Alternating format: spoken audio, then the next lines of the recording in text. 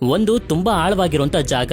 ಇದರ ಒಂದು ಸೈಡ್ ನಲ್ಲಿ ಒಬ್ಬ ಹುಡುಗ ಕೆಲಸ ಮಾಡ್ತಿದ್ರೆ ಮತ್ತೊಂದು ಸೈಡ್ ನಲ್ಲಿ ಒಬ್ಳು ಹುಡುಗಿ ಕೆಲಸ ಮಾಡ್ತಿರ್ತಾಳೆ. ಹೀಗೆ ಕಾಲ ಕಳಿತಾ ಕಳಿತಾ ಇವರಿಬ್ರು ಒಬ್ಬರನ್ನೊಬ್ರು ಇಷ್ಟ ಪಡೋದಕ್ಕೆ ಶುರು ಮಾಡಿಬಿಡ್ತಾರೆ. ಆದ್ರಿಂದ ಹುಡುಗಿನ ಮೀಟ್ ಮಾಡ್ಲೇಬೇಕು ಅಂತ ಹುಡುಗಿ ಇರುವಂತ ಜಾಗಕ್ಕೆ ಒಂದು ಹಗ್ಗನ ಕಟ್ಟಿ ಅಲ್ಲಿಂದ ಸೀದಾ ಹುಡುಗಿ ಇರುವಂತ ಜಾಗಕ್ಕೆ ಹೋಗ್ತಿರ್ಬೇಕಾದ್ರೆ ಕಟ್ಟಿದ್ದಂತ ದಾರ ಕಟ್ಟಾಗಿ ಕೆಳಗಡೆ ಬಿದ್ದೋಗ್ತಾನೆ. ಹುಡುಗಿನೂ ಕೂಡ ಅವನನ್ನ ಕಾಪಾಡೋದಕ್ಕೆ ಕೆಳಗಡೆ ಹಾರ್ಬಿಡ್ತಾಳೆ. ನಂತರ ಇವರಿಬ್ರು ಕೆಳಗಡೆ ಬಂದು ತಲುಪಿದಾಗ ನೋಡಿದ್ದು ಮಾತ್ರ ಅಂದಂಗೆ ಮೂವಿ ಹೆಸರು ದ ಗಾರ್ಜ್ ಅಂತ. ಮುಂದೆ ಅವ್ರ ಜೊತೆ ಏನಾಯ್ತು, ಅಲ್ಲಿಂದ ಮೇಲೆ ಬಂದ್ರೋ ಇಲ್ವೋ ಅಂತ ನೀವು ತಿಳ್ಕೊಬೇಕು ಅಂತಂದ್ರೆ ನನ್ ಜೊತೆ ಈ ಮೂವಿನ ಕೊನೆವರೆಗೂ ನೋಡ್ಬೇಕು.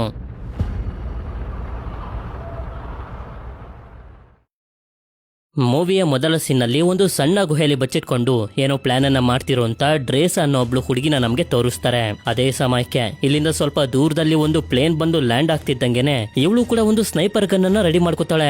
ನಂತರ ಒಬ್ರು ಪ್ರೆಸಿಡೆಂಟ್ ಪ್ಲೇನ್ ಇಂದ ಹೊರಗಡೆ ಬಂದಾಗ ಅವರಿಗೆ ಶೂಟ್ ಮಾಡಿ ಸಾಯಿಸ್ಬಿಡ್ತಾಳೆ. ಅಲ್ಲಿರುವಂತ ಜನರು ಮಾತ್ರ ಪ್ರೆಸಿಡೆಂಟ್ ನ ಯಾರು ಸಾಯಿಸಿದ್ರು, ಹೇಗ್ ಸಾಯಿಸಿದ್ರು ಅಂತ ಮಾತ್ರ ಅರ್ಥ ಆಗ್ತಿರೋದಿಲ್ಲ. ಇದಾದ್ಮೇಲೆ ಮುಂದಿನ ಸೀನ್ ನಲ್ಲಿ ಲೀವಾಯ್ ಅನ್ನೋ ಒಬ್ಬ ಹುಡುಗನ ನಮ್ಗೆ ತೋರಿಸ್ತಾರೆ. ಇವನು ಕಾರನ್ನ ಡ್ರೈವ್ ಮಾಡ್ಕೊಂಡು ಬಂದು ಬೀಚ್ ಹತ್ರ ಗಂಟೆಗಟ್ಲೆ ಕೂತ್ಕೋತಾನೆ. ಆಗ್ಲೇ ನಮ್ಗೆ ಗೊತ್ತಾಗೋದು ಇವನೊಬ್ಬ ಒಂಟಿ, ಇವನ ಜೀವನದಲ್ಲಿ ಯಾರು ಇಲ್ಲ ಅಂತ. ನಂತರ ಇವನ ಫೋನ್ಗೆ ಮಿಲಿಟರಿ ಅವರ ಕಡೆಯಿಂದ ಮೆಸೇಜ್ ಬರುತ್ತೆ, ನಾವ್ ಹೇಳಿರೋಂತ ಜಾಕೆ ಬನ್ನಿ ಅಂತ. ಇವನು ಕೂಡ ಸರಿ ಅಂತ ಹೇಳಿ ಮಿಲಿಟರಿ ಅವರು ಹೇಳಿರೋಂತ ಜಾಕೆ ಬಂದಾಗ ಇಲ್ಲಿ ಭಾರತ ಅನ್ನೋ ಒಬ್ರು ಲೇಡಿ ಇರ್ತಾರೆ. ಇವರು US ಮಿಲಿಟರಿ ಒಬ್ರು ಹೈಯರ್ ಆಫೀಸರ್. ಇದಾದ್ಮೇಲೆ ಇವರಿಬ್ರು ಮಾತಾಡೋದಕ್ಕೆ ಶುರು ಮಾಡಿದಾಗ ನಮ್ಗೆ ಗೊತ್ತಾಗುತ್ತೆ ಲೀವೈ ಕೂಡ ಒಬ್ಬ ಸ್ನೈಪರ್. ಈಗಾಗ್ಲೇ ಇವನು ಸ್ನೈಪರ್ ಗನ್ ಇಂದ 113 ಜನರಿಗಿಂತ ಜಾಸ್ತಿ ಜನರನ್ನ ಸಾಯಿಸಿದಾನೆ ಅಂತ. ಆಗ ಇವರು ಲಿವೈನ ಕೇಳ್ತಾರೆ, ನೀನ್ ಯಾರನ್ನಾದ್ರೂ ಇಷ್ಟಪಟ್ಟಿದ್ಯಾ, ನೀನ್ ಇಲ್ಲ ಅಂದ್ರೆ ಬದುಕೋದಕ್ಕಾಗೋದೇ ಇಲ್ಲ ಅನ್ನೋರು ಯಾರಾದ್ರೂ ಇದಾರ ಅಂತ. ಇವನು ಕೂಡ ಇಲ್ಲ, ನಾನು ಯಾರನ್ನು ಇಷ್ಟಪಟ್ಟಿಲ್ಲ, ನಾನು ಒಂಟಿ ಅಂತ ಹೇಳ್ತಾನೆ. ಹಾಗಿದ್ರೆ ನೀನು ಕೆಲಸಕ್ಕೆ ಸೆಲೆಕ್ಟ್ ಆಗಿದ್ಯಾ, ಇನ್ನು 1 ವರ್ಷ ಈ ಕೆಲಸನ ನೀನು ಮಾಡ್ಬೇಕು, ಹಾಗೆ ನೀನು ಯಾರನ್ನು ಕಾಂಟ್ಯಾಕ್ಟ್ ಮಾಡೋದಕ್ಕಾಗೋದಿಲ್ಲ ಅಂತ ಭಾರತ ಹೇಳ್ತಾರೆ. ಈ ಕಡೆ ಡ್ರೇಸಾ ಇವಳ ತಾಯಿಯ ಸಮಾಧಿ ಹತ್ರ ಬಂದಾಗ ಇಲ್ಲಿ ಈಗಾಗ್ಲೇ ಇವಳ ತಂದೆನೂ ಕೂಡ ಇರ್ತಾನೆ. ಹೇಳ್ಬೇಕು ಅಂತಂದ್ರೆ ಇವನಿಗೆ ಗೊತ್ತು ಇವನ ಮಗಳು ಒಬ್ಳು ಸ್ನೈಪರ್ ಈಗಾಗ್ಲೇ ತುಂಬಾ ಜನರನ್ನ ಸಾಯಿಸಿದಾಳೆ ಅಂತ. ಹೇಗೆ ಅಂತಂದ್ರೆ ಇವನು ಕೂಡ ಮೊದಲು ಒಬ್ಬ ಸ್ನೈಪರ್ ಆಗಿದ್ದ. ಅಷ್ಟೇ ಅಲ್ಲದೆ ಇವನಿಗೆ ಈಗ ಕ್ಯಾನ್ಸರ್ ಇರುತ್ತೆ. ಆದ್ರಿಂದ ಡ್ರೇಸ್ ಆಗಿ ಹೇಳ್ತಿರ್ತಾನೆ, ನೀನು 1 ಇಲ್ಲಾಂದ್ರೆ 2 ವಾರ ನನ್ ಜೊತೆ ಇರು, ನನ್ಗೂ ಕೂಡ ಸಂತೋಷ ಆಗುತ್ತೆ ಅಂತ. ಆದ್ರೆ ಇವಳು ಮಾತ್ರ ಅದಕ್ಕೆ ಒಪ್ಕೊಳ್ಳೋದಿಲ್ಲ. ನನ್ ಬಾಸ್ ನನಗೆ ಆರ್ಡರ್ ಮಾಡಿದರೆ ಒಂದು ಕೆಲಸ ಇದೆ ಅಂತ, ಅದನ್ನ 1 ವರ್ಷದವರೆಗೂ ಮಾಡ್ಬೇಕಂತೆ, ಯಾರ ಜೊತೆನೂ ಕಾಂಟ್ಯಾಕ್ಟ್ ಮಾಡೋ ಹಾಗಿಲ್ಲ, ಅದನ್ನ ಕಂಪ್ಲೀಟ್ ಮಾಡಿದ್ರೆ ನಮ್ಗೆ ತುಂಬಾ ದುಡ್ಡು ಸಿಗುತ್ತೆ ಅಂತ.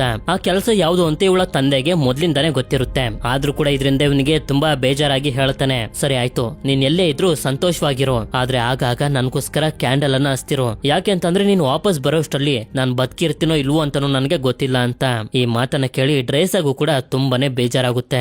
ಇದಾದ್ಮೇಲೆ ಮುಂದಿನ ಸೀನ್ ನಲ್ಲಿ ಲೀವಾಯ್ಗೆ ಒಂದು ಪ್ಲೇನ್ ನಲ್ಲಿ ಎಚ್ಚರ ಆಗುತ್ತೆ. ಆಗ ಇಲ್ಲಿಗೆ ಒಬ್ರು ಮಿಲಿಟರಿ ಆಫೀಸರ್ ಬಂದು ಇವನ ಹತ್ರ ವಾಚ್ ಹಾಗೆ ಫೋನ್ ನ ಈಸ್ಕೊಂಡು ಹೇಳ್ತಾರೆ, ನಾವಿಷ್ಟೇ ನಿನಗೆ ಡ್ರಾಪ್ ಮಾಡೋದಕ್ಕಾಗೋದು, ಇಲ್ಲಿಂದ ನೀನೇ ಮುಂದೆ ಹೋಗ್ಬೇಕು ಅಂತ. ಇವನು ಕೂಡ ಸರಿ ಅಂತ ಹೇಳಿ ಪ್ಲೇನ್ ನಿಂದ ಕೆಳಗಡೆ ಹಾರಿ ಪ್ಯಾರಾಚೂಟ್ ನ ಸಹಾಯದಿಂದ ಕೆಳಗಡೆ ಬಂದು ತಲುಪ್ತಾನೆ. ಇದಾದ್ಮೇಲೆ ಬೆಟ್ಟ ಗುಡ್ಡಗಳನ್ನ ಹತ್ತುತ್ತಾ ರಾತ್ರಿ ಹಗ್ಲು ಅನ್ನೋದನ್ನ ನೋಡ್ದೆ ನಿರಂತರವಾಗಿ ಸಾಕ್ತಾ ಕಾಡ್ನಲ್ಲೆಲ್ಲ ನಡಿತಾ ಒಂದು ಜಾಗಕ್ಕೆ ಬಂದು ತಲುಪ್ತಾನೆ. ಇದೊಂದು ತುಂಬಾ ದಟ್ಟವಾಗಿರುವಂತ ಕಾಡು. ಈ ಜಾಗದ ಹೆಸರು ದ ಗಾರ್ಜ್ ಅಂತ.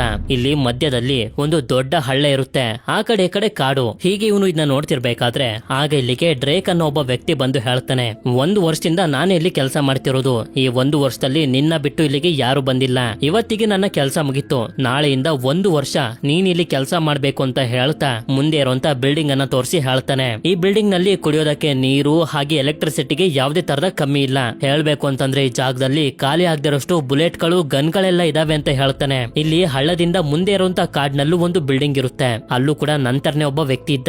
ನನ್ಗನ್ಸೋ ಪ್ರಕಾರ ಅವನ ಡ್ಯೂಟಿನೂ ಕೂಡ ಇವತ್ತಿಗೆ ಮುಗ್ದು ಅಲ್ಲಿಗೂ ಕೂಡ ಬೇರೆಯವರು ಬಂದಿರಬಹುದು ಅಂತ ಡ್ರೇಕ್ ಹೇಳ್ತಾನೆ. ಇದಾದ್ಮೇಲೆ ಇವನನ್ನ ಒಳಗಡೆ ಕರ್ಕೊಂಡ್ ಬಂದು ಹೇಳ್ತಾನೆ, ನೀನು ಹೊರಗಡೆ ಪ್ರಪಂಚನ ಕಾಂಟ್ಯಾಕ್ಟ್ ಮಾಡೋದಕ್ಕಾಗೋದಿಲ್ಲ, ಆದ್ರೆ ಪ್ರತಿ ತಿಂಗಳು 1 ದಿನ ಮಿಲಿಟರಿ ಅವರು ನಿನ್ನನ್ನ ಕಾಂಟ್ಯಾಕ್ಟ್ ಮಾಡಿ ವಿಚಾರಿಸ್ತಾರೆ, ನೀನು ಹುಷಾರಾಗಿದ್ಯೋ ಇಲ್ವೋ ಅಂತ ಕೇಳೋದಕ್ಕೆ. ಅಂದಾಗ ಲೀವೈ ಕೇಳ್ತಾನೆ, ಈ ಜಾಗದಲ್ಲಿ ಏನ್ ಕೆಲಸನ ಮಾಡ್ಬೇಕು ಅಂತ.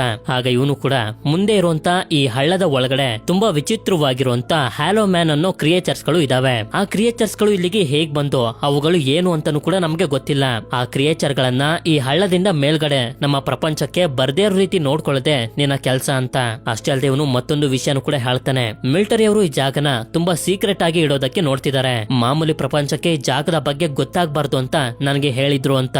ಇದಾದ್ಮೇಲೆ ಮಾರನೇ ದಿನ ಡ್ರೇಕ್ ಇವನನ್ನ ಇಲ್ಲೇ ಬಿಟ್ಟು ಇವನ ಮನೆಗೆ ಅಂತ ಹೋಗ್ತಾನೆ. ಹಾಗೆ ಲೀವೈ ಕೂಡ ನಿಧಾನವಾಗಿ ಜಾಗಕ್ಕೆ ಅಡ್ಜಸ್ಟ್ ಆಗೋದಕ್ಕೆ ಶುರು ಮಾಡಿರ್ತಾನೆ. ಈ ಕಡೆ ಡ್ರೇಕ್ ಕಾಡಿನ ಮಧ್ಯೆ ಬಂದಾಗ ಇವನನ್ನ ಕರ್ಕೊಂಡು ಹೋಗೋದಕ್ಕೆ ಒಂದು ಹೆಲಿಕಾಪ್ಟರ್ ಬರುತ್ತೆ. ಇವನು ಹೆಲಿಕಾಪ್ಟರ್ ನ ದಾರನೆ ಹಿಡ್ಕೊಂಡು ಮೇಲೆ ಬಂದಾಗ ಇಲ್ಲಿ ಇದ್ದಂತ ಒಬ್ಬ ವ್ಯಕ್ತಿ ಹೇಳ್ತಾನೆ, 1 ವರ್ಷ ನೀನು ಸರ್ವಿಸ್ ಮಾಡಿದಕ್ಕೆ ತುಂಬಾ ಥ್ಯಾಂಕ್ಸ್, ಆದ್ರೆ ಈ ಸತ್ಯ ಹೊರಗಡೆ ಬರಬಾರ್ದು ಅಂತ ಅವನಿಗೆ ಶೂಟ್ ಮಾಡಿ ಸಾಯಿಸಿ ಈ ವಿಷಯನ ಭಾರತೋಗೆ ಹೇಳ್ತಾನೆ. ಅಂದ್ರೆ 1 ವರ್ಷ ಆಗ್ತಿದ್ದಂಗೆನೆ ಲಿವಾಯ್ದು ಕೂಡ ಇದೇ ಸ್ಥಿತಿ ಆಗುತ್ತೆ ಅಂತ.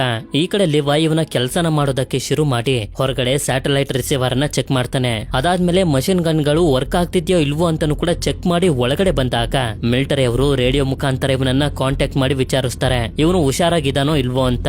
ಇದಾದ್ಮೇಲೆ ಹೊರಗಡೆ ಬಂದು ಟೊಮೊಟೊನ ಕಿತ್ಕೊಳ್ತಿರ್ಬೇಕಾದ್ರೆ ಹಳ್ಳದಿಂದ ಮುಂದೆ ಇರುವಂತ ಬಿಲ್ಡಿಂಗ್ ನಿಂದ ಏನೋ ಶಬ್ದ ಬರ್ತಿರುತ್ತೆ. ಅದಕ್ಕೆ ಏನಿರ್ಬೋದು ಅಂತ ಇವನು ಬೈನಾಕುಲರ್ ನಲ್ಲಿ ನೋಡಿದ್ರೆ ಮುಂದೆ ಇರುವಂತ ಬಿಲ್ಡಿಂಗ್ ನಲ್ಲೂ ಕೂಡ ಹೊಸದಾಗಿ ಗಾರ್ಡ್ ಆಗಿ ಒಬ್ಳು ಹುಡುಗಿ ಬಂದಿರ್ತಾಳೆ. ಈ ಹುಡುಗಿ ಬೇರೆ ಯಾರು ಅಲ್ಲ, ಡ್ರಾಸನೆ. ನಂತರ ರಾತ್ರಿ ಮಳೆ ಬರ್ತಿರೋದ್ರಿಂದ ಸಿಡಿಲಿನ ಶಬ್ದಕ್ಕೆ ಅವನಿಗೆ ಎಚ್ಚರ ಆಗೋಗುತ್ತೆ. ಆಗ ಮುಂದೆ ನೋಡ್ತಾನೆ ಡ್ರಾಸ ಇನ್ನೂ ಎದ್ದಿರ್ತಾಳೆ. ಆಗ ಇವಳು ಕೂಡ ಮಲ್ಕೊಳ್ಳೋದಕ್ಕೆ ಅಂತ ಹೊಟ್ಟೋಗ್ತಾಳೆ. ಇದಾದ್ಮೇಲೆ ಮಾರನೇ ದಿನ ರಾತ್ರಿ ಡ್ರಾಸ ಕೇಕ್ ನ ಮೇಲಿರುವಂತ ಕ್ಯಾಂಡಲ್ ಅನ್ನ ಹಾರಿಸಿ ಮುಂದೆ ನೋಡಿದ್ರೆ ಲಿವಾಯ್ ಏನೋ ಬರೀತಿರ್ತಾನೆ. ಆದ್ರಿಂದ ಗಾಳಿಲಿ ಗುಂಡಾರಿಸಿ ನಿನ್ ಹೆಸರೇನು ಅಂತ ಇವನನ್ನ ಕೇಳಿದಾಗ ಇವನ್ ಮಾತ್ರ ನಾವಿಬ್ರು ಮಾತಾಡೋ ಹಾಗಿಲ್ಲ ಅಂತ ಹೇಳ್ತಿರ್ತಾನೆ. ಇವತ್ತು ನನ್ ಬರ್ತಾಳೆ, ನನ್ಗೇನಿಷ್ಟನೋ ಅದ್ನೇ ಮಾಡ್ತೀನಿ ಅಂತ ಡ್ರಾಸ ಹೇಳ್ತಾಳೆ. ಈ ವಿಷಯ ಅವನಿಗೆ ಗೊತ್ತಾಗ್ತಿದ್ದಂಗೆನೆ ಇವನು ಕೂಡ ಇವಳಿಗೆ ವಿಶ್ ಮಾಡ್ತಾನೆ, ಹ್ಯಾಪಿ ಬರ್ತಾಡೆ ಅಂತ. ಇದಾದ್ಮೇಲೆ ಇಬ್ರಿಗೂ ಕೂಡ ಗೊತ್ತಾಗುತ್ತೆ ಇಲ್ಲಿರುವಂತ ಇಬ್ರು ಕೂಡ ಸ್ನೈಪರ್ಸ್ ಗಳು ಅಂತ. ಆದ್ರಿಂದ ಡ್ರಾಸ್ ಅವನಿಗೆ ಹೇಳ್ತಾಳೆ, ಈ ಬಾಟಲ್ ಗೆ ಶೂಟ್ ಮಾಡು, ನಿನ್ನ ಗುರಿನ ಚೆಕ್ ಮಾಡ್ಬೇಕು ಅಂತ. ಇವನು ಅದಕ್ಕೆ ಒಪ್ಕೊಳ್ಳದೆ ಇದ್ದಾಗ ಇವನೇ ಇಟ್ಟಿರುವಂತ ಬಾಟಲ್ ಗೆ ಡ್ರಾಸ ಶೂಟ್ ಮಾಡ್ತಾಳೆ. ಆಗ ಇವನು ಕೂಡ ಡ್ರಾಸ ಇಟ್ಟಿರುವಂತ ಬಾಟಲ್ ಗೆ ಶೂಟ್ ಮಾಡಿ ಇವನ ಸ್ಕಿಲ್ ಅನ್ನ ಪ್ರೂವ್ ಮಾಡ್ಕೋತಾನೆ. ಹೀಗೆ ಇವರಿಬ್ರು ಒಬ್ರಿಗೊಬ್ರು ಕಾಂಟ್ಯಾಕ್ಟ್ ಮಾಡ್ಕೋತಿರ್ಬೇಕಾದ್ರೆ ಅದೇ ಸಮಯಕ್ಕೆ ಇವಳಿಗೇನೋ ಕಾಣಿಸಿ ಕೆಳಗಡೆ ನೋಡು ಅಂತ ಲಿವಾಯ್ಗೆ ಹೇಳ್ತಾಳೆ. ಇವನು ಕೂಡ ನೋಡ್ತಾನೆ, ಡ್ರೇಕ್ ಹೇಳಿದಂತ ಹ್ಯಾಲೋ ಮ್ಯಾನ್ ಗಳು ಮೇಲೆ ಬರ್ತಿರ್ತವೆ. ಆದ್ರಿಂದ ಒಂದು ಬಾಂಬ್ ಅನ್ನ ಶೂಟ್ ಮಾಡಿ ಅವುಗಳು ಮೇಲೆ ಬರ್ದೇ ಇರೋ ರೀತಿ ನೋಡ್ಕೋತಾನೆ. ಆದ್ರೆ ಅವುಗಳು ಜಾಸ್ತಿ ಸಂಖ್ಯೆಯಲ್ಲಿ ಬರ್ತಿರೋದ್ರಿಂದ ಡ್ರಾಸ ಕೂಡ ಮಷಿನ್ ಗನ್ ಇಂದ ಅವುಗಳ ಮೇಲೆ ಶೂಟ್ ಮಾಡ್ತಾ ಲಿವಾಯ್ನ ಕಾಪಾಡೋದಕ್ಕೆ ಪ್ರಯತ್ನ ಪಡ್ತಿರ್ತಾಳೆ. ಆದ್ರೆ ಅಷ್ಟೊತ್ತಿಗೆ ಒಂದು ಹ್ಯಾಲೋ ಮ್ಯಾನ್ ಇವಳ ಬಿಲ್ಡಿಂಗ್ ನ ಮೇಲೂ ಕೂಡ ಬಂದ್ಬಿಡುತ್ತೆ. ಹೇಗೋ ಮಾಡಿ ಅವುಗಳನ್ನ ಬಿಳಿಸಿ ಕೆಳಗಡೆ ನೋಡಿದ್ರೆ ಇನ್ನು ಕೂಡ ಜಾಸ್ತಿ ಹ್ಯಾಲೋ